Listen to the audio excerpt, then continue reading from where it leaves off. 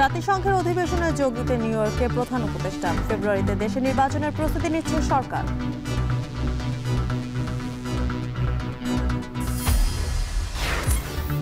ফিলিস্তিনকে স্বাধীন রাষ্ট্রের স্বীকৃতি দিল ফ্রান্স। চালু হবে দূতাবাস। জাতিসংঘ অধিবেশনের প্রেসিডেন্ট ম্যাক্রো।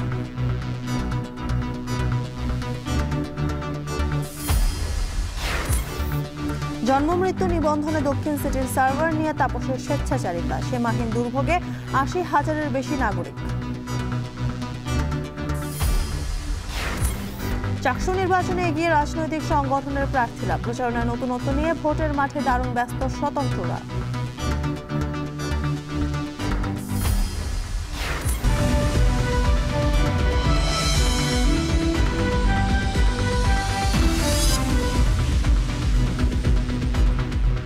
স্বাগত এখন বাজারে। পুরো আয়োজনে আপনাদের সঙ্গে আছে আমি জানসিন জুথিকা। ফেব্রুয়ারিতেই অবাধ, সুষ্ঠু ও শান্তিপূর্ণ নির্বাচনের জন্য দেশ প্রস্তুত বলে আবারও আশ্বস্ত করেছেন প্রধান উপদেষ্টা অধ্যাপক মোহাম্মদ ইউনূস। জাতিসংঘের সাধারণ পরিষদের অধিবেশনে যোগ দিতে গিয়ে প্রথম দিনেই নিউ ইয়র্কে দক্ষিণ ও মধ্য এশিয়ার জন্য যুক্তরাষ্ট্রের বিশেষ দূত এবং ভারতের নিযুক্ত রাষ্ট্রদূত সার্জিও গোর সাক্ষাতে এমন আশ্বাস দেন ডক্টর ইউনূস। এর আগে বিকেলে যুক্তরাষ্ট্র পৌঁছান তিনি। সতীর্থ কর্মকার জানাবেন বিস্তারিত। জাতিসংঘের সাধারণ পরিষদের ৮০তম অধিবেশনে যোগ দিতে ২২ সেপ্টেম্বর যুক্তরাষ্ট্রের স্থানীয় সময় বিকেল ৩:৩০টায় নিউ ইয়র্ক পৌঁছান প্রধান উপদেষ্টা ডক্টর মোহাম্মদ ইউনূস। তাকে স্বাগত জানান বাংলাদেশের রাষ্ট্রদূত তারেক মোহাম্মদ আরিফুল ইসলাম ও জাতিসংঘে বাংলাদেশের স্থায়ী প্রতিনিধি সালাউদ্দিন নোমান। সরকারের ৬ উপদেষ্টা সহ ১০ দিনের সফরে নিউ ইয়র্কে এসে প্রথম দিনেই ৩টি বৈঠক করেন প্রধান উপদেষ্টা। এ সময় নিউ ইয়র্কে দক্ষিণ ও মধ্য এশিয়ার জন্য যুক্তরাষ্ট্রের বিশেষ দূত এবং ভারতে নিযুক্ত রাষ্ট্রদূত সার্জিও গোর সাক্ষাৎ করেন প্রধান উপদেষ্টার সাথে। সে সময় আবারও ফেব্রুয়ারিতেই অবাধ, সুষ্ঠু ও শান্তিপূর্ণ নির্বাচনের জন্য দেশ প্রস্তুত বলে আশ্বস্ত করেন অধ্যাপক ইউনূস। ২৩ সেপ্টেম্বর থেকে সাধারণ পরিষদের অধিবেশনে বাংলাদেশের নেতৃত্ব দেবেন ডক্টর ইউনূস। একই সঙ্গে সেদিন মার্কিন প্রেসিডেন্ট ডোনাল্ড ট্রাম্পের আমন্ত্রণে নৈশভোজে অংশ নেবেন তিনি। ২৬ সেপ্টেম্বর নিউ ইয়র্ক সময় দুপুর ১:৩০টায় জাতিসংঘ সাধারণ পরিষদে বাংলায় বক্তৃতা করবেন অন্তর্বর্তী সরকার প্রধান। এদিকে জাতিসংঘের সাধারণ অধিবেশনে প্রধান উপদেষ্টার সফর সঙ্গী হিসেবে রয়েছেন বিএনপি, জামায়াত ও এনসিপির কয়েকজন শীর্ষ নেতা। নিউ ইয়র্কে পৌঁছে সাংবাদিকদের সঙ্গে কথা বলেন এনসিপির সদস্য সচিব আক্তার হোসেন। জানান, জুলাই অভ্যুত্থানের পর অন্তর্বর্তী সরকারের নেতৃত্বে দেশে যে রাজনৈতিক সৌহার্দ্যের চর্চা শুরু হয়েছে, জাতীয় নাগরিক পার্টি তাকে স্বাগত জানায়। সতীর্থ কর্মকার, এখন বিশ্ব।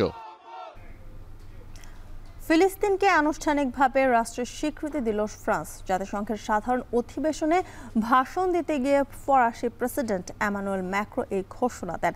এ সময় ম্যাক্রো বলেন, গাজায় চলমান যুদ্ধের কোনো যৌক্তিকতা নেই। হামাসের হাতে থাকা অবশিষ্ট ৪৮ জিম্মির মুক্তি ও যুদ্ধবিরতির ওপর জোর দেন তিনি।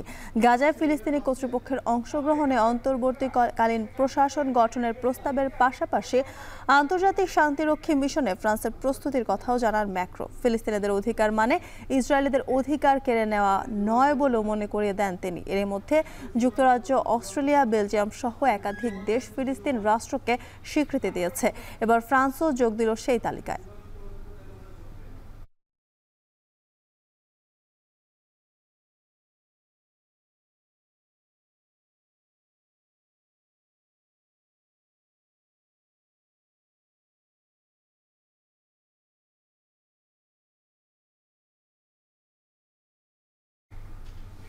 জন্ম ও মৃত্যু নিবন্ধন রেজিস্ট্রার জেনারেলের দায়িত্ব হলেও এই আইন কানুনের ধার ধারেনি ঢাকা দক্ষিণ সিটির সাবেক মেয়র শেখ ফজলে নূর তাপস। তার একক সিদ্ধান্তে তৈরি করা সার্ভারে জন্ম ও মৃত্যু নিবন্ধন করে সীমাহীন দুর্ভোগে পড়েছেন ৮০,০০০-এর বেশি মানুষ। নতুন করে আবারও ফি দিয়ে নিবন্ধন করতে হচ্ছে তাদের। একজন নগরপিতার ক্ষমতার এমন অপব্যবহারকে স্বেচ্ছাচারিতা হিসেবে দেখছেন বিশেষজ্ঞরা। শম্পা বিশ্বাসের প্রতিবেদনে দেখুন বিস্তারিত। শুরু থেকে ঢাকা দক্ষিণ সিটি কর্পোরেশন জন্ম ও মৃত্যু নিবন্ধন কার্যক্রম সেন্ট্রাল সার্ভারের মাধ্যমে পরিচালনা করত। এরপর ২০২৩ সালের জুন-জুলাই মাসে জন্ম ও মৃত্যু নিবন্ধন ফি নিজেদের তহবিলে জমার দাবিতে ঢাকা দক্ষিণ সিটি এই কার্যক্রম বন্ধ রাখে। এরপর অক্টোবর মাস থেকে নিজস্ব সার্ভারে এই সেবাদান কার্যক্রম শুরু করে ঢাকা দক্ষিণ সিটি। তবে এই সার্ভার থেকে যারাই সেবা নিয়েছেন তারাই পড়েছেন দুর্ভোগে।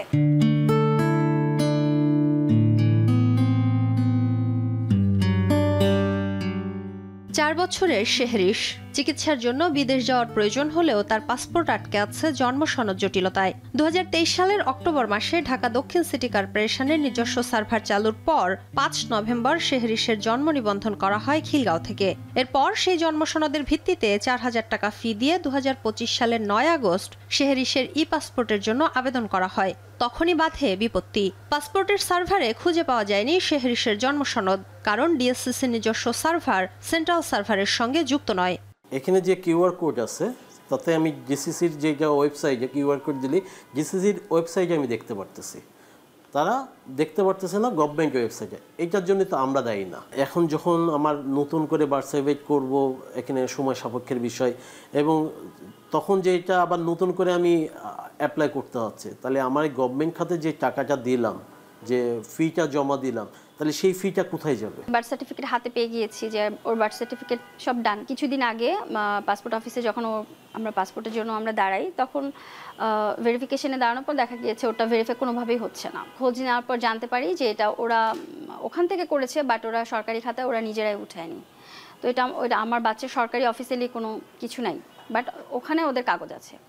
যখন ওদেরকে জানানো হয় যে এটা আমার বাচ্চার ভেরিফিকেশন হচ্ছে না বা এটাতে ব্যাহত হচ্ছে পাসপোর্ট করাতে, তখন তারা জানায় যে এটা তারা এর জন্য দায়বদ্ধ না। শেহরিশের মতো এমন ভোগান্তি আরও অনেকের। এই ভোগান্তির সূত্রপাত ডিএসসিসির সাবেক মেয়র শেখ ফজলেনুর তাপসের জেদ থেকে। তার একক সিদ্ধান্ত আর একগুঁয়েমির ফলে সীমাহীন দুর্ভোগ পোহাতে হচ্ছে অনেককে। জন্ম সনদ নেওয়ার পরে যে জটিলতা, কারা দায়িত্বে আছে বা কারা করে, এগুলি আমার মনে হয় এই বিষয়গুলিতে সরকারের বা যারা দায়িত্বপ্রাপ্ত তাদের আমার মনে হয় না তাদের কোনো রকম মাথা ব্যথা আছে। এটা তাদের সার্ভারের সমস্যা ছিল, সেহেতু তাদের দ্বিতীয়বার এটা ফ্রি করে দিতে হবে। যেখানে আমি একবার টাকা দিয়ে করছি, দ্বিতীয়বার কেন করতে যাব? যেহেতু তাদের সমস্যা, এটা তো আমার সমস্যা না। 2023 সালের জুন জুলাই থেকে জন্ম ও মৃত্যু নিবন্ধন ফির অর্থ নিজস্ব তহবিলে জমার দাবিতে কার্যক্রম বন্ধ রাখে ডিএসসিসি। এরপর তাপসের একক সিদ্ধান্তে 4 অক্টোবর নিজস্ব সার্ভারে নিবন্ধনের কাজ শুরু করে সংস্থাটি। যদিও জন্ম ও মৃত্যু নিবন্ধন আইন 2004-এর 7-এর ক 2 ধারায় উল্লেখ আছে রেজিস্ট্রার জেনারেলের দায়িত্ব ও কার্যাবলী বিধি দ্বারা নির্ধারিত হবে। এছাড়া 2018 সালে করা এই সংক্রান্ত বিধিমালার 6ষ্ঠ অধ্যায়ের 19-এর 2 ধারায় বলা হয়েছে সফটওয়্যার নির্মাণ, রক্ষণাবেক্ষণ এবং এর মাধ্যমে নিবন্ধনের তথ্য কেন্দ্রীয় তথ্য ভাণ্ডারে সংরক্ষণের এখতিয়ার রেজিস্ট্রার জেনারেলের। তবে এসব আইন কানুনের ধার ধারেননি শেখ তাপস। তার আদেশেই আইন বহির্ভূত নিজস্ব সার্ভারে 10.5 মাসে ঢাকা দক্ষিণ সিটি 78,956টি জন্ম নিবন্ধন এবং 1,471টি মৃত্যু নিবন্ধন করে, যা থেকে আয় হয়েছে 40,21,350 টাকা। তবে এই সার্ভার থেকে যারাই সনদ নিয়েছেন তাদেরকে আবারও নতুন করে সনদ নিতে হবে, যাতে নতুন করে আবারও এসব সাধারণ মানুষকে ব্যয় করতে হবে আরও 40,21,350 টাকা। জনভোগান্তির কথা চিন্তা না করে একজন নগর পিতার ক্ষমতার এমন অপব্যবহারকে স্বেচ্ছাচারিতা হিসেবে দেখছেন বিশেষজ্ঞরা। শিশুদের কষ্ট দেওয়ার জন্য কর্তৃপক্ষ নানা জাতীয় বুদ্ধি এবং কৌশল উদ্ভাবন করে। আমি ব্যক্তিগতভাবে মনে করি এটি তেমনি একটি কৌশল। সরকার বা কর্তৃপক্ষের উপরে লোকজন এবং শিশু কিশোরেরা আস্থা হারাচ্ছে, এটা তো ভালো লক্ষণ না। তারা জনগণের ভোটে যেহেতু নির্বাচিত হননি, সুতরাং কোনো জনগণের জন্য দায়বদ্ধতা ছিল না। যদি নির্বাচনটা এরকম হতো যে আবার তাকে এসে জনগণের ভোট পেতে হবে, তাহলে কখনোই সার্ভিস এরকম হতো না। এরকম খামখেয়ালিপূর্ণ কাজ করা, এটা খুবই একটা গর্হিত অপরাধ আর কি বলা যায়। এদিকে দক্ষিণ সিটির নতুন প্রধান নির্বাহী কর্মকর্তা বলছেন ডিএসসিসির নিজস্ব সার্ভার থেকে জন্ম ও মৃত্যু সনদ নিয়ে ভোগান্তির বিষয়টিকে সর্বোচ্চ গুরুত্ব দিয়ে সমাধানের চেষ্টা করা হচ্ছে। নতুন করে নিবন্ধন করতে এলে ভুক্তভোগীদের অগ্রাধিকার দিয়ে সেবা দেওয়ার প্রতিশ্রুতিও দিয়েছেন তিনি।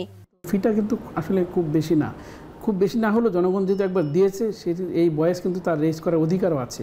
বাট আমরা তাদেরকে রিকোয়েস্ট করেছি, আসলে এই যে জন্ম সনদের যে সফটওয়্যারটা ডেভেলপ করেছে এটা আসলে ত্রুটিপূর্ণ ছিল। আমরা বলেছি আমাদের যারা জন্ম নিবন্ধন সনদ ইস্যু কর্তৃপক্ষ আছে, বিভিন্ন আঞ্চলিক অফিস, তারা এটিকে সর্বোচ্চ অগ্রাধিকার দিয়ে দেখেছে। গত বছরের 5 আগস্টের আগ থেকেই শেখ তাপস কর্মস্থলে আসা বন্ধ করেন। এরপর ওই বছরের 14 আগস্ট স্থানীয় সরকার বিভাগের আদেশে ঢাকা দক্ষিণ সিটি তাদের নিবন্ধন সংক্রান্ত কাজ কেন্দ্রীয় সার্ভারে করতে শুরু করে। শম্পা বিশ্বাস, এখন, ঢাকা। যুক্তরাষ্ট্রের নিউ ইয়র্কে শুরু হয়েছে ৮০তম জাতিসংঘ সাধারণ পরিষদ অধিবেশন, যেখানে অংশ নিতে নিউ ইয়র্কে পৌঁছেছেন প্রধান উপদেষ্টা সহ দেশের কয়েকজন শীর্ষ রাজনীতিবিদ। নিউ ইয়র্কে আছেন সহকর্মী মাহমুদ রাকিব। সেখানকার সবশেষ খবর জানাতে সরাসরি চলে যাচ্ছি তার কাছে। রাকিব, প্রধান উপদেষ্টা তো নিউ ইয়র্কে পৌঁছে কয়েকটি বৈঠক করেছেন। সেখানে এই নিয়ে কি আলোচনা হয়েছে এবং সেসব বিষয়ে বিস্তারিত জানতে চাচ্ছি। এই মুহূর্তে নিউ ইয়র্কে বাজে হলো রাত 10টা বেজে আর কয়েক মিনিট হলো। তো আজকের দিনের যে আয়োজন ছিল জাতিসংঘ সাধারণ পরিষদ অধিবেশনে, তার সবে শেষ হয়েছে এবং প্রধান উপদেষ্টার নেতৃত্বে বাংলাদেশ যে প্রতিনিধি দল, আপনি জানেন যে তারা এই নিউ ইয়র্কে এসে পৌঁছেছে 3টার দিকে। তো এরপরেই আজকে আমি একটু যদি আজকের ইউএন এর আয়োজনটা বলি, বাংলাদেশের প্রধান উপদেষ্টা 3টি প্রোগ্রামে অংশগ্রহণ করেছেন। তার মধ্যে একটি হলো সোশ্যাল ওয়েলফেয়ার মূলক একটি আয়োজনে তিনি একটি অ্যাওয়ার্ড পেয়েছেন। এর পাশাপাশি IMF এর একটি বৈঠক করেছেন এবং একই সঙ্গে একটি সাইডলাইন বৈঠকে অংশ নিয়েছেন জাতিসংঘ সাধারণ পরিষদ অধিবেশনের। এর বাইরে তিনি বিভিন্ন দেশের রাষ্ট্রদূত, বিভিন্ন দেশের প্রধানমন্ত্রী, সাবেক প্রেসিডেন্টদের সঙ্গে বেশ কয়েকটি সাইডলাইন বৈঠক করেছেন। আগামীকালকে মূলত মূল আয়োজন শুরু হবে। তবে আজকে যে বিষয়টি সারাদিন আলোচনায় ছিল সে বিষয়ে বলতে চাই। যদিকে আপনি জানেন যে যখনই নিউ ইয়র্কের যে একটি জন কেনেডি এয়ারপোর্ট হয় JFK, সেই এয়ারপোর্টে বাংলাদেশ যে প্রতিনিধি দল তারা নাম্বার পরেই প্রধান উপদেষ্টা ঠিকঠাক মতোই চলে এসেছেন। কিন্তু আপনি জানেন যে গত কয়েকদিন ধরেই কিন্তু যুক্তরাষ্ট্র, বিশেষ করে নিউ ইয়র্কে ব্যাপক প্রচারণা চলছিল আওয়ামী লীগের যে নেতাকর্মী রয়েছে নিষিদ্ধ বা কার্যক্রম নিষিদ্ধ সংগঠন আওয়ামী লীগ, তারা কিন্তু বলছিলেন যে তারা ডক্টর ইউনূসের এই যে নিউ ইয়র্ক সফরকে ঘিরে তারা আন্দোলন সংগ্রাম নানান কিছু বলে আসছিলেন, তারা বিক্ষোভ করবে বলে আসছিলেন। সেটি কিন্তু আজকে আমরা দেখছি সকাল থেকেই যে বিমানবন্দর সেখানে তারা করে আসছিলেন এবং সেখানে ডক্টর ইউনূস তিনি ঠিকঠাক মতো বের হয়ে হোটেলে চলে আসতে পারলো। আমরা দেখেছি বিএনপি এবং এনসিপির যে 4জন শীর্ষ নেতৃত্বে এসেছেন তারা কিন্তু বেশ তোপের মুখে পড়েছেন বিমানবন্দরের সামনে। বিশেষ করে আখতার হোসেনের গায়ে একাধিক আমরা দেখেছি ডিম ছুড়ে মারা হয়েছে। আওয়ামী লীগের নেতাকর্মীরা এটি করেছেন। একই সঙ্গে মির্জা ফখরুল ইসলাম আলমগীর, যিনি একজন বাংলাদেশের প্রবীণ রাজনীতিবিদ এবং বিএনপির মহাসচিব, তার সঙ্গেও বেশ কটু ব্যবহার করা হয়েছে। এবং আমরা দেখেছি এনসিপির আরেকজন শীর্ষ নেতা তাসনিম জারা, তাকেও বেশ গালমন্দ করা হয়েছে, কটু বাক্য তার দিকে ছুড়ে মারা হয়েছে। তো এটি নিয়ে কিন্তু ব্যাপক পুরো নিউ ইয়র্কের যে বাংলাদেশের কমিউনিটি, তার মধ্যে সারাদিন এটা নিয়ে আলোচনা সর্বোচ্চ ছিল। তবে এরপরে আমরা দেখেছি, তবে একটি বিষয় বলে রাখি, জামাতের যে 2জন নেতৃত্বে এসেছেন, বিশেষ করে বাংলাদেশে এসেছেন জামাতের নায়েব আমির ডক্টর আব্দুল্লাহ মোহাম্মদ তাহের, তিনি আমরা দেখছি জামাতের নেতাকর্মীরা তাকে কিন্তু ফুলেল শুভেচ্ছা দিয়ে, স্লোগান দিয়ে তাকে নিয়ে এসছেন। তার উপরে কোনো আক্রমণ বা কোনো হেনস্থা আমরা দেখিনি। সেখানে জামাতের নেতাকর্মীরা তাকে প্রোটোকল দিয়ে নিয়ে এসছেন। এরপর যেটি হয়েছে, বিএনপি, জামাত এবং এনসিপি তারা এখানে গণমাধ্যমের সাথে কথা বলেছেন। এই 3টি দলই বলেছেন যে নিউ ইয়র্কে যে বাংলাদেশ হাইকমিশন রয়েছে তাদের যে পর্যাপ্ত প্রস্তুতি কিংবা পূর্ব পরিকল্পনা কিংবা সমন্বয়, এটি বিমানবন্দর কেন্দ্রিক ঠিকঠাক মতো না হওয়ার কারণেই এমন একটি আজকে বাজে একটি ঘটনা ঘটলো, এমন একটি শঙ্কার ঘটনা ঘটলো। 3টি দলই দায়ী করেছেন বাংলাদেশ হাইকমিশনকে। তারা বলছিল যেহেতু তারা এখানে এসছেন বাংলাদেশ সরকারের অতিথি হয়ে কিংবা বাংলাদেশ সরকারের সাথে এসছেন, তাদের সামগ্রিক নিরাপত্তার দায়িত্ব ছিল নিউ ইয়র্কে বাংলাদেশ হাই কমিশনের উপর। তো হাই কমিশন সেই দায়িত্বটি ঠিকঠাক মতো পালন করতে পারেনি বলে কিন্তু আজকের এই ঘটনা ঘটেছে বলে এখানে সংবাদ সম্মেলনে বলেছে বিএনপি, জামাত এবং এনসিপি। এবং এরপরে আমরা দেখেছি তারা যে হোটেলটিতে উঠেছে, আমি সেই হোটেলে এখন রয়েছি, হোটেল হায়াত সেন্ট্রাল বলা হয় এটিকে। তো এই হোটেলের সামনে ডক্টর ইউনূস সহ যখন বিএনপি, জামাত এবং এনসিপি নেতারা এসেছেন, এখানেও আওয়ামী লীগ বিক্ষোভ করছিল। আমরা তখন দেখেছি যে আখতার হোসেন এবং তাসনিম যারা, তারাও ঠিক হোটেলের নিচে নেমে এনসিপি নেতাকর্মী রয়েছেন তাদেরকে সাথে নিয়ে আওয়ামী লীগের ঠিক অপর পাশে দাঁড়িয়ে তারাও কিন্তু ব্যাপক বিক্ষোভ করেছে, আওয়ামী বিরোধী স্লোগান দিয়েছে। সেখানে আমরা দেখেছি তখন কিন্তু বেশি একটু উত্তেজনাকর মতো পরিস্থিতি তৈরি হয়েছিল। আর সর্বশেষ আরেকটি বিষয় জানিয়ে রাখবো যে এই সব কোনো ঘটনায় কিন্তু খুব বড় কোনো ঘটনা ঘটেনি বা হাতাহাতির পর্যায়ে যায়নি, কারণ এখানকার যে পুলিশ তারা বেশ বিষয়ে সতর্ক ছিলেন। আর কিছুক্ষণ আগে আমরা জানতে পেরেছি যে এই আখতার হোসেনের গায়ে যারা ডিম নিক্ষেপ করেছিল সেই যে নিক্ষেপকারী একজন ছাত্রলীগের নেতা ঠিক কোন পদে আছে আমি সেটি এই মুহূর্তে নিশ্চিত নই। তাকে ইতিমধ্যেই নিউ ইয়র্ক পুলিশ আটক করেছে বলে আমরা জানতে পেরেছি। তবে তাকে গ্রেফতার দেখানো হয়েছে কিনা বা তার বিরুদ্ধে কি কোনো ব্যবস্থা গ্রহণ করা হবে কিনা আদৌ সেটি এখনো আমরা নিশ্চিত নই। তবে তাকে আটক করা হয়েছে বলে জানতে পেরেছি। আর আগামীকাল প্রধান উপদেষ্টা সকাল থেকে বেশ কিছু প্রোগ্রাম রয়েছে, অর্থাৎ এখানকার আগামীকাল সকাল থেকে নিউ ইয়র্কের, এবং সেখানে ট্রাম্প আগামীকাল বিশ্ব নেতৃত্বের উদ্দেশ্যে ভাষণ দিবেন। এবং ট্রাম্প যে প্রতি বছর একটি বিশ্বের বিভিন্ন যে প্রধানমন্ত্রী বা রাষ্ট্রপতিদের কে নিয়ে নৈশ ভোজের আয়োজন করে, সেই নৈশ ভোজে বাংলাদেশের অংশগ্রহণ করবার কথা রয়েছে। আগামী 26 তারিখ ডক্টর মোহাম্মদ ইউনূস শীর্ষ নেতৃত্বে যারা বিশ্ব নেতা তাদের উদ্দেশ্যে ভাষণ দেবেন। এবং 27 সেপ্টেম্বর আরেকটি আয়োজন রয়েছে, সেখানে বাংলাদেশের যে কমিউনিটি রয়েছে, ব্যবসায়ী রয়েছে, তাদের সঙ্গে ডক্টর মোহাম্মদ ইউনূস। সব মিলিয়ে আগামীকাল সকাল থেকে আবার কার্যক্রম শুরু হবে। আমরা নিশ্চয়ই আপনাকে সেই খবর আবার জানিয়ে দিব। আমার কাছে এখন পর্যন্ত যুক্তরাষ্ট্রের নিউ ইয়র্কে শুরু হয়েছে ৮০তম জাতিসংঘ সাধারণ পরিষদ অধিবেশন। সেখানকার সবশেষ তথ্য জানাতে যুক্ত ছিলেন সহকর্মী মাহমুদ রাকিব। জনবল, টাকা আর সাংগঠনিক শক্তি নিয়ে চাকসু নির্বাচনে অনেকটাই এগিয়ে রাজনৈতিক সংগঠনের প্রার্থীরা। তবে ভোটের মাঠে ছেড়ে কথা বলতে রাজি নন স্বতন্ত্র প্রার্থীরাও। শুধুমাত্র ব্যক্তি ইমেজ নিয়েই লড়াইয়ে নেমেছেন তারা। প্রচারণায় নতুনত্ব, ব্যক্তি ভাবমূর্তি ও স্বেচ্ছাসেবী কাজগুলোকে হাতিয়ার করে শিক্ষার্থীদের মন জয় করতে চান স্বতন্ত্র প্রার্থীরা। শোয়েব রহমানের প্রতিবেদন।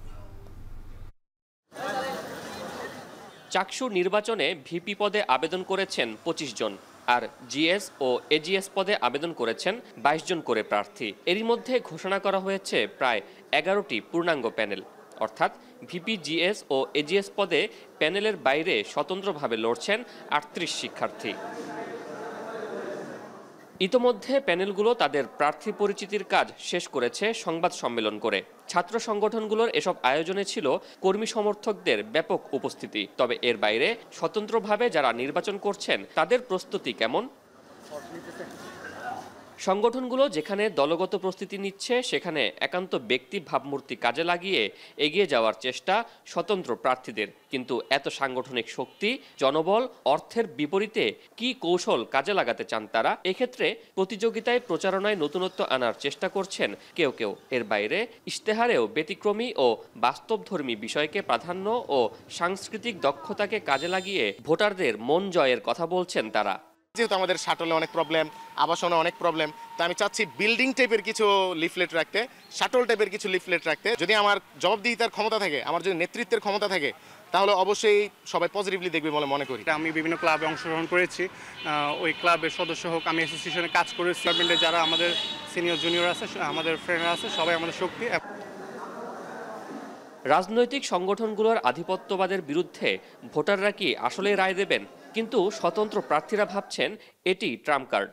শিক্ষার্থীরা যেখানে দলে উপদলে বিভক্ত, সেখানে বড় একটি অংশ লেজুর বৃত্তির বিপরীতে তাদের দিকেই রায় দেবেন বলে আশাবাদী তারা।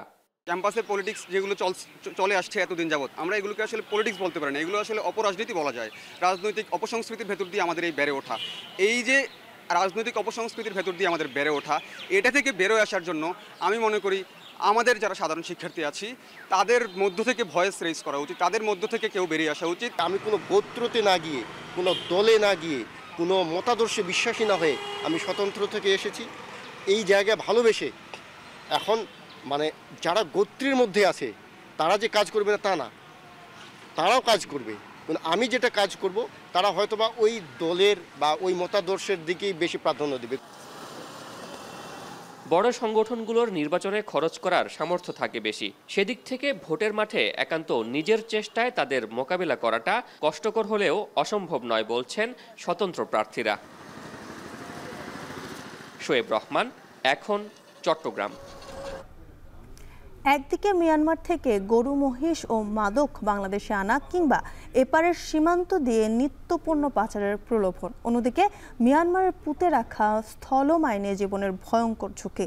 অর্থের লোভে অনেকেই চোরাই পথে পা বাড়াচ্ছেন, যার বিনিময়ে ফিরে আসছেন পঙ্গুত্ব নিয়ে। যদিও সীমান্ত জুড়ে সতর্কতামূলক ব্যবস্থা জোরদার করেছে বিজিবি, তবু পরিস্থিতি এখনও পুরোপুরি নিয়ন্ত্রণে আসেনি। মন্তোষ বেদজ্ঞর প্রতিবেদন, ছবি তুলেছেন মোহাম্মদ রাসেল।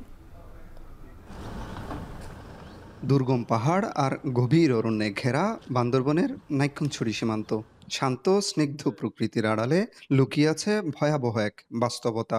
মায়াবী এই সৌন্দর্যের প্রতি পদে পদে উৎপেতে আছে মৃত্যু ঝুঁকি। সীমান্তের ওপারে নোম্যান্স ল্যান্ডে অসংখ্য স্থলমাইন পুঁতে রেখেছে মিয়ানমার।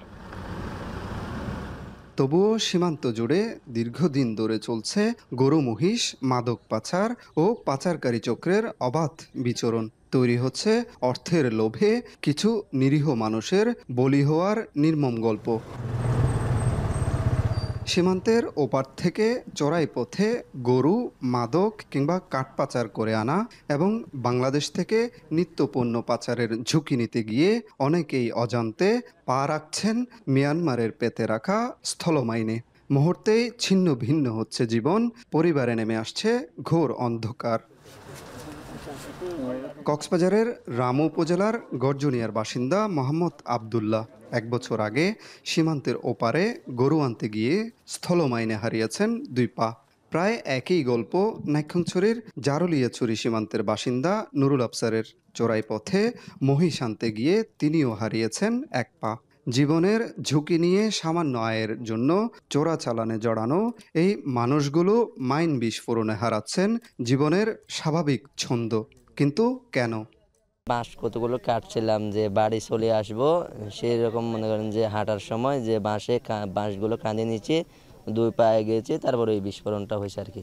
দৈনন্দিন আহারের জন্য, টাকার জন্য প্রয়োজন আমরা ওখান থেকে কাঠ কেটে নিয়ে বিক্রি করতাম। সীমান্তর ভাড়া নাই, ভাড়ার ভিতর থেকে ওখানেই আমাদের অ্যাক্সিডেন্ট হয়ে এই দুর্ঘটনা ঘটে। ফুটে গেছে আর লোকজন চলে গেছে মস্ত সেরে। তাদের 2-10 মিনিট বাজে ওরা যায় আমার গাড়ি ধরে আনছে, গাড়ি ধরে আনি আমার ঢাকা হাসপাতালত, এখানে না ছিল ঢাকা হাসপাতালত 2 মাস ছিলাম।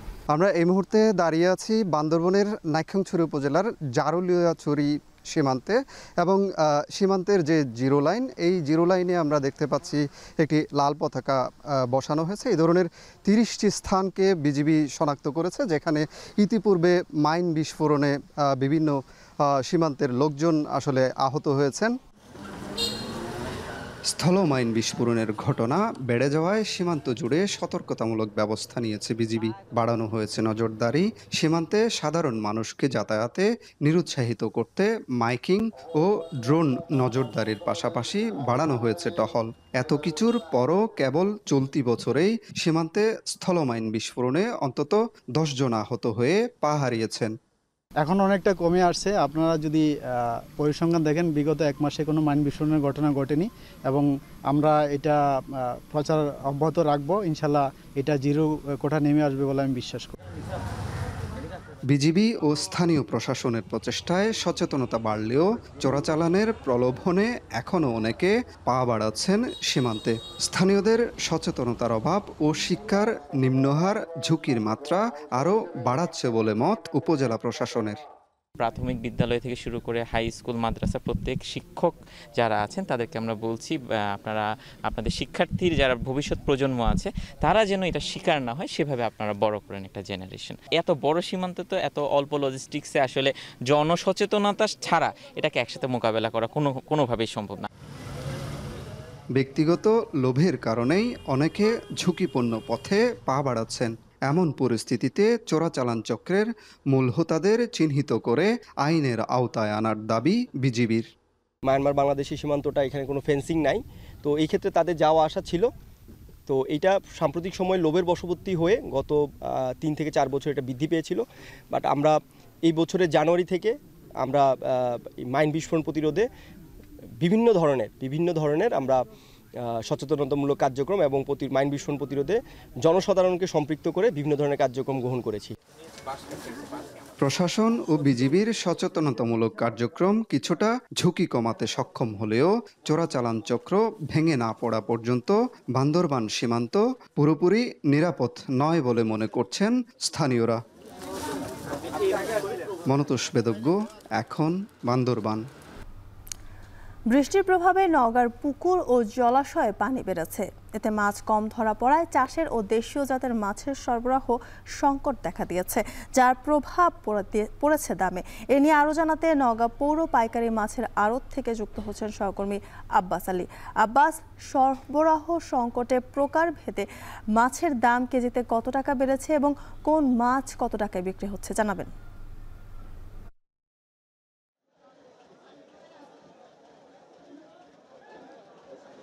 জ্যোতিকা জানিয়ে রাখি যে গত প্রায় 1 মাস থেকেই মাছের বাজার বেড়েছে না, তারপর গত 1 সপ্তাহের ব্যবধানে আবারও বেড়েছে প্রতি কেজিতে প্রায় 40 টাকা পর্যন্ত। আমি এখন অবস্থান করছি পৌর পাইকারি মাছের আড়তে। এই মাছের আটটা থেকে বেচা কেনা শুরু হয় এবং ইতিমধ্যে বেশ হাট ডাকে মুখরিত হয়ে উঠছে এই পাইকারি মাছের আড়তটি। তবে তার আগে জেলার বিভিন্ন জায়গা থেকে এখানে যারা মাছ চাষি রয়েছেন তারা ভুটভুটি এবং ছোট টিকা যদি মাছ এখানে বিক্রি করার জন্য নিয়ে আসছেন। এখানে মাছের দামের কথা যদি বলি যে প্রতি কেজিতে মাছের দাম 40 টাকা বাড়ার পর এখানে মাছের বিক্রি হচ্ছে 1 থেকে 3 কেজি ওজনের জীবিত রুই বিক্রি হচ্ছে 280 থেকে 350 টাকা কেজি। 1 থেকে 3 কেজি ওজনের কাতলা বিক্রি হচ্ছে 200 থেকে 480 টাকা কেজি।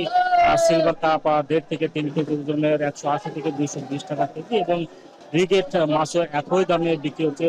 মির্কা মাছ বিক্রি হচ্ছে 200 টাকা কেজি। জাপানি মাছ 200 থেকে 260 টাকা কেজি। তেলাপিয়া বিক্রি হচ্ছে 150 থেকে 220 টাকা কেজি এবং পাঙ্গাস মাছ বিক্রি হচ্ছে 130 থেকে 150 টাকা কেজি পর্যন্ত। এবং দেশীয় জাতের যেসব মাছ রয়েছে সেগুলোর দামও মোটামুটি বেড়েছে বলা যায়। যে শিং মাছ বিক্রি হচ্ছে প্রতি কেজি 300 থেকে 360 টাকা কেজি। ট্যাংরা বিক্রি হচ্ছে 350 থেকে 430 টাকা পর্যন্ত এবং গুছি মাছ সবচেয়ে বেশি দামে বিক্রি হচ্ছে যে 600 থেকে 850 টাকা কেজি পর্যন্ত। পাবদা মাছ বিক্রি হচ্ছে 200 টাকা কেজি পর্যন্ত এবং বোয়াল জাতের মাছ বিক্রি হচ্ছে 500 থেকে 600 টাকা কেজি। যেহেতু খাল বিল জলাশয়গুলোতে পানি রয়েছে যার কারণে মাছ আসলে সেভাবে ধরা সম্ভব হচ্ছে না। আর মাছের সরবরাহ কম হওয়ার কারণে এই পাইকারি মাছের আড়তের দাম বেড়েছে এবং এই দাম বাড়ার কারণে যারা ক্রেতা রয়েছেন তারা অনেকটা ক্ষোভ প্রকাশ করছেন। তবে এই মাছের বাজারে প্রায় 12 যানবাহনে মাছ নিয়েছে। টাকার অঙ্কে বলা যায় যে প্রায় 12 থেকে 13 লাখ টাকা মাছ এখানে বেচা কেনা হচ্ছে। তো এই ছিল আমার কাছে মাছের দরদাম নিয়ে সবশেষ। নওগাঁ থেকে মাছের সরবরাহ এবং দরদাম নিয়ে জানাছিলেন সহকর্মী আব্বাস আলী। সাতক্ষীরার বাজারে উঠতে শুরু করেছে ফুলকপি, বাঁধাকপি, শিম, টমেটো সহ শীতকালীন আগাম জাতের বিভিন্ন সবজি। তবে দাম বেশ চড়া হওয়ায় সাধারণ ও নিম্ন আয়ের মানুষের নাগালের বাইরে। তবে মৌসুমের শেষ দিকে এসে গ্রীষ্মকালীন সবজির দাম কিছুটা কমেছে। এ নিয়ে আরও জানাতে সাতক্ষীরা বড় বাজার থেকে যুক্ত আছেন সহকর্মী আহসান রাজীব। রাজীব, বাজারে সবজির সরবরাহ কেমন দেখছেন এবং কোন সবজি কত টাকায় বিক্রি হচ্ছে এবং এই নিয়ে বাজারে বৃষ্টির কেমন প্রভাব দেখছেন জানাবেন।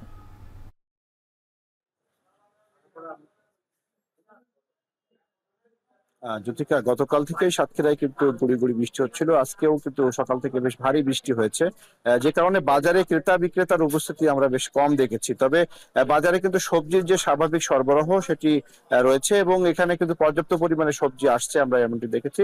ব্যবসায়ীরা বলছেন যে এখন যেহেতু সাতক্ষীরার বিভিন্ন ঘের এলাকায়, বিশেষ করে মাছের ঘের যে সমস্ত এলাকাগুলো রয়েছে সেখানে ঘেরের আইলে প্রচুর পরিমাণে সবজি চাষ করা হয়, সেই সবজিগুলোই বাজারে আসছে। বিশেষ করে এখানে আমরা দেখেছি যে উচ্ছে, তারপরে এখানে ঢেঁড়স, পটল এবং বরবটি সহ যে সমস্ত শীতকালীন সবজি আগাম আসে সেগুলো কিন্তু বাজারে আসতে শুরু করেছে। বাঁধাকপি এবং পাতাকপি এগুলো কিন্তু আমরা বাজারে দেখেছি। সিম এসেছে কিছু কিছু এবং এগুলোর দাম কিন্তু যেগুলো শীতকালীন সবজি সেগুলো 90 টাকা থেকে 120 টাকা পর্যন্ত কেজিতে বিক্রি হচ্ছে। এছাড়া টমেটো এবং বেগুনের দামটাও বেশি। টমেটো এখানে পাইকারিতে বিক্রি হচ্ছে 80 টাকা থেকে 90 টাকা, যেটি খুচরা পর্যায়ে যে 100 টাকা থেকে 110 টাকায় বিক্রি হচ্ছে। একই সাথে এখানে বেগুনের দামটাও বেশ চড়া। বেগুন 80 টাকা থেকে 110 টাকা 20 টাকা পর্যন্ত কিন্তু বিক্রি হচ্ছে। তবে আলুর দাম কিছুটা কম রয়েছে। আলু কিন্তু সরকার নির্ধারিত যে রেট রয়েছে তার চেয়েও কিন্তু কম দামে আলু কিন্তু সাতক্ষীরার বাজারে বিক্রি হচ্ছে। এখানে প্রতি 5 কেজি আলু 100 টাকায় কিন্তু বিক্রি হচ্ছে, যেটি কিন্তু কিছুদিন আগেও এটি দাম কিছুটা বেশি ছিল, তবে আবারও কিন্তু আলুর দাম কমেছে বলে আমরা দেখেছি। এছাড়া এখানে লাউ, মিষ্টি কুমড়া বা অন্যান্য যে সমস্ত গ্রীষ্মকালীন সবজি রয়েছে সেগুলো কিন্তু কম দামে বিক্রি হচ্ছে। প্রতি পিস লাউ এখানে বিক্রি হচ্ছে 25 টাকা থেকে 30 টাকার মধ্যে। এছাড়া মিষ্টি কুমড়া বিক্রি হচ্ছে 20 টাকা থেকে 40 টাকা কেজিতে। এছাড়া এখানে আমরা বাজারে দেখেছি যে এখানে পটল বা অন্যান্য যে সমস্ত পেঁপে, এই সমস্ত সবজি কিন্তু পেঁপে বিক্রি হচ্ছে এখানে 10 টাকা থেকে 15 টাকা কেজিতে। এছাড়া পটল বিক্রি হচ্ছে 20 থেকে 22 টাকা কেজিতে। তো সব মিলিয়ে সবজির দাম কিন্তু বেশ কম রয়েছে। এখানকার কৃষকরাও কিন্তু প্রচুর পরিমাণে সবজি উৎপাদন করেছেন। বাজারের ব্যবসায়ীরা বলছেন যে সবজি সরবরাহ এভাবে থাকলে দাম কিন্তু স্বাভাবিক থাকবে। তবে শীতকালীন যে সমস্ত সবজি বাজারে এখন আসছে সেগুলোর দাম কিছুটা বেশি। যখন শীতকালীন সবজি আরো বেশি পরিমাণে বাজারে আসতে থাকবে তখন কিন্তু শীতকালীন সবজির দামও কিন্তু কমে যাবে বলে তারা আমাদেরকে জানিয়েছেন। তো সব মিলিয়ে সাতক্ষীরা সুলতানপুর বড় বাজার থেকে সবজি বাজারের সব শেষ তথ্য এই ছিল আমার কাছে। সাতক্ষীরা থেকে সবজি বাজারের সরবরাহ এবং দরদাম জানাতে যুক্ত ছিলেন সহকর্মী Ahsan Rajib. British MP Tulip সিদ্দিকের নাগরিকত্ব ও তথ্য গোপনের অভিযোগ নিয়ে লেবার পার্টির মধ্যে এক ধরনের অসন্তোষ দেখা দিয়েছে। বিতর্ক উঠেছে বিরোধী দলের মধ্যেও। এর আগে দুর্নীতি ও অনিয়মের কারণে হারান মন্ত্রিত্ব টিউলিপ সিদ্দিক। এই ঘটনায় ব্রিটিশ বাংলাদেশি কমিউনিটিতে চলছে ব্যাপক আলোচনা সমালোচনা। যুক্তরাজ্য থেকে বিস্তারিত শরীফুল ইসলাম চৌধুরীর প্রতিবেদনে। বিতর্ক যেন পিছু ছাড়ছে না ব্রিটিশ এমপি টিউলিপ সিদ্দিকের। দুর্নীতির অভিযোগে মন্ত্রিত্ব হারানোর পর এবার টিউলিপের বিরুদ্ধে বাংলাদেশি নাগরিকত্ব অস্বীকার বা মিথ্যা তথ্য দেওয়ার অভিযোগ বিভিন্ন গণমাধ্যমে প্রকাশ পেয়েছে। রাজনৈতিক বিশ্লেষকদের মতে এ ঘটনায় অনেকটা বিব্রতকর পরিস্থিতিতে কিয়ার স্টারমার প্রশাসন। ধারাবাহিকভাবে মিডিয়াতে, বিশেষ করে ব্রিটিশ মিডিয়ার একটা অংশ বেশ ফলো করে এই সংবাদগুলো প্রচার করছে এবং পার্টির ভেতর থেকেও এক ধরনের অসন্তোষ আলোচনা আমরা দেখতে পাচ্ছি এবং বিরোধী দলের পক্ষ থেকে কয়েকবার কিন্তু এটি নিয়ে কথা বলা হয়েছে। কাজে এই পুরো বিষয়টি খুবই বিব্রতকর কিয়ার স্টারমারের জন্য। আগামী দিনগুলোতে যদি তিনি কোনো কঠোর সিদ্ধান্ত নেন সেটা খুব অবাক হব না আমরা যে হয়তো তার রাজনৈতিক ভবিষ্যতে এক ধরনের অনিশ্চয়তার মধ্যে পড়ে যাচ্ছে বলে আমার কাছে অন্তত অ্যাপারেন্টলি মনে হচ্ছে। যুক্তরাজ্যের মূলধারার রাজনীতিতে প্রবাসী বাংলাদেশিদের অভিষেক 1972 সালে। সম্প্রতি টিউলিপ সিদ্দিক সহ আরেক বাংলাদেশি বংশোদ্ভূত এমপি রুশনারা আলীও মন্ত্রিত্ব হারান, যা বাঙালি কমিউনিটিতে অনেকটা নেতিবাচক প্রভাব পড়েছে। পরবর্তী প্রজন্মের জন্য বাজে উদাহরণ তৈরি হচ্ছে বলেও মনে করেন প্রবাসীরা। এমপি ছিলেন প্রথম এবং মন্ত্রী ছিলেন। সাম্প্রতিক সময়ে তাদের মন্ত্রিত্ব হারানোটা অবশ্যই আমাদের কমিউনিটির জন্য একটা নেতিবাচক ঘটনা এবং এর ফলে আমাদের একটা খুব পুয়ার ইমেজ তৈরি হয় যে দুর্নীতির কারণে আমাদের মন্ত্রীরা ক্ষমতায় টিকতে পারেন। দ্বৈত নাগরিকত্ব কোনো দোষের কিছু না, প্রত্যেকটা মানুষ সেটা রাখতে পারে, কিন্তু এটা নিয়ে যে একটা মিথ্যাচার তৈরি হয়েছে, এক ধরনের দোষাদোষি শুরু হয়েছে এবং অস্বীকার যে একটি সময় এখানে মানুষ দেখছেন বা পত্রপত্রিকায় আসছে, সোশ্যাল মিডিয়াতে আসছে, এটা খুব ভালো একটা বিষয় না। তার কমিউনিটির মানুষ এ বিষয়ে খুবই উদ্বিগ্ন। আমার মনে হয় একজন রাজনীতিবিদ হিসাবে একজন নীতি নির্ধারণী পর্যায় থেকে তাদের যে কোনো মন্তব্য, ব্যাপার মন্তব্য থেকে দূরে থাকা উচিত। বাংলাদেশ ও যুক্তরাজ্যের গণমাধ্যমের যৌথ অনুসন্ধানী প্রতিবেদনের প্রতিক্রিয়ায় টিউলিপ সিদ্দিক সব অভিযোগ অস্বীকার করেছেন। গেল প্রায় 1 বছর ধরে রাজনৈতিক উদ্দেশ্যে নানা অপপ্রচার চালানো হচ্ছে বলেও অভিযোগ তার। শরীফুল ইসলাম চৌধুরী, এখন, লন্ডন। ফিলিস্তিন রাষ্ট্র প্রতিষ্ঠায় জাতিসংঘে ডিমিলিটারাইজড রাষ্ট্র গঠন, গাজায় ইসরায়েলি আগ্রাসন, তাৎক্ষণিক বন্ধ, পূর্ণাঙ্গ সেনা প্রত্যাহার ও হামাসের অস্ত্র সমর্পণের প্রস্তাব দেবে ফ্রান্স ও সৌদি আরব। এমন পরিস্থিতিতে ফিলিস্তিনকে রাষ্ট্র হিসেবে স্বীকৃতি দেওয়ার আন্তর্জাতিক চাপ কিভাবে ঠেকাবে ইসরায়েল? বিস্তারিত জানাচ্ছেন নুসহাত কামাল। গাজায় আগ্রাসন বন্ধ আর ইসরায়েল ফিলিস্তিন সংকটের দ্বিপাক্ষিক সমাধানে চলতি বছর জাতিসংঘ সাধারণ পরিষদে বিশ্ব নেতাদের সম্মেলনকে কাজে লাগাতে চায় ফ্রান্স ও সৌদি আরব। নতুন কর্মপরিকল্পনায় গুরুত্ব পাচ্ছে 1967 সালের মধ্যপ্রাচ্য যুদ্ধে ইসরায়েল দখলকৃত অঞ্চলে ফিলিস্তিনি রাষ্ট্র প্রতিষ্ঠা, যা ঘটবার আগেই রাষ্ট্র হিসেবে ফিলিস্তিন স্বীকৃতি পেয়ে গেছে বিশ্বের বেশিরভাগ দেশের। সৌদি ফরাসি পরিকল্পনায় গুরুত্বপূর্ণ যে বিষয়গুলো পাশ কাটিয়ে যাওয়া হয়েছে সেগুলো হলো চূড়ান্ত সীমানা নির্ধারণ, বসতি স্থাপনের ভবিষ্যৎ, অতীত যুদ্ধে বাস্তুচ্যুত ফিলিস্তিনি শরণার্থীদের প্রত্যাবর্তন, নিরাপত্তা ব্যবস্থা, জেরুজালেমের মর্যাদা এবং ইসরায়েলকে ইহুদি রাষ্ট্রের স্বীকৃতি দান। Jewish state Israel, there is also a Palestinian state, Jerusalem its capital, addressing the issue of security that ensures that everyone in this piece of land enjoys the same level of security. এমন পরিস্থিতিতে ফিলিস্তিন রাষ্ট্রের আন্তর্জাতিক স্বীকৃতিকে ইসরায়েলের ওপর আঘাত হিসেবে দেখছেন দেশটির প্রধানমন্ত্রী বেনয়ামিন নেতানিয়াহু। এই চাপ ঠেকাতে অবরুদ্ধ পশ্চিম তীর স্থায়ীভাবে আত্মসাৎ সহ যে কোনো ধরনের একতরফা পদক্ষেপ নেয়ার হুমকি দিয়ে রেখেছেন তিনি। অন্যদিকে আগেই প্রেসিডেন্ট সহ ফিলিস্তিনি সব কর্মকর্তাদের জাতিসংঘ সাধারণ পরিষদের অধিবেশনে আসা ঠেকাতে তাদের ভিসা বাতিল করেছে ইসরায়েলের ঘনিষ্ঠতম মিত্র যুক্তরাষ্ট্র। সব মিলিয়ে ফিলিস্তিনিদের স্বাধীনতা অর্জনের স্বপ্ন যেন আরও নাগালের বাইরেই চলে যাচ্ছে। Stop the genocide and impose the sort of sanctions that are utterly necessary to stop Israel's atrocities. তবে ভোরের আলো ফোটার আগে রাতের গভীর অন্ধকারেটি এমন আশায় কয়েক ধাপের পরিকল্পনা নিয়ে এগোচ্ছে ফ্রান্স ও সৌদি আরব। সম্ভাব্য প্রস্তাব, আন্তর্জাতিক সহযোগিতায় ফিলিস্তিনি কর্তৃপক্ষ শাসিত ডিমিলিটারাইজড রাষ্ট্র গঠন। পরিকল্পনার আওতায় আছে গাজায় ইসরায়েলি আগ্রাসন তাৎক্ষণিক বন্ধ ও পূর্ণাঙ্গ সেনা প্রত্যাহার। এছাড়া গাজার শাসক দল হামাসকেও অস্ত্র সমর্পণ ও রাজনৈতিকভাবে স্বাধীন কমিটির কাছে ক্ষমতা হস্তান্তর করতে হবে, যে প্রস্তাবে আগেই সম্মতি দিয়েছে ফিলিস্তিনের স্বাধীনতাকামী সশস্ত্র সংগঠনটি। নুজহাত কামাল, এখন বিশ্ব। শেষ করছি এখন বাজার, তবে তার আগে শিরোনামগুলো আরও একবার। জাতিসংঘের অধিবেশনে যোগ দিতে নিউ ইয়র্কে প্রধান উপদেষ্টা। ফেব্রুয়ারিতে দেশে নির্বাচনের প্রস্তুতি সরকারের।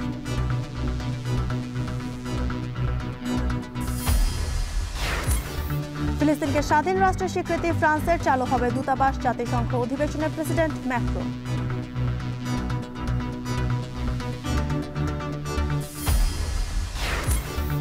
জন্ম মৃত্যু নিবন্ধনে দক্ষিণ সিটির সার্ভার নিয়ে তাপসের স্বেচ্ছাচারিতা। দুর্ভোগে ৮০,০০০-এর বেশি নাগরিক।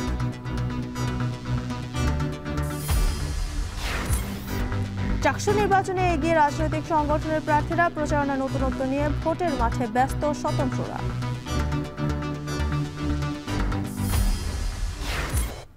এই ছিল এখন বাজারে। এখন টেলিভিশন ওয়েবসাইটে দেখতে ভিজিট করুন www.ekon.tv। এছাড়া ফেসবুকে দেখতে ভিজিট করুন facebook.com/tv.ekon এবং ইউটিউবে দেখতে ভিজিট করুন youtube.com/c/ekon।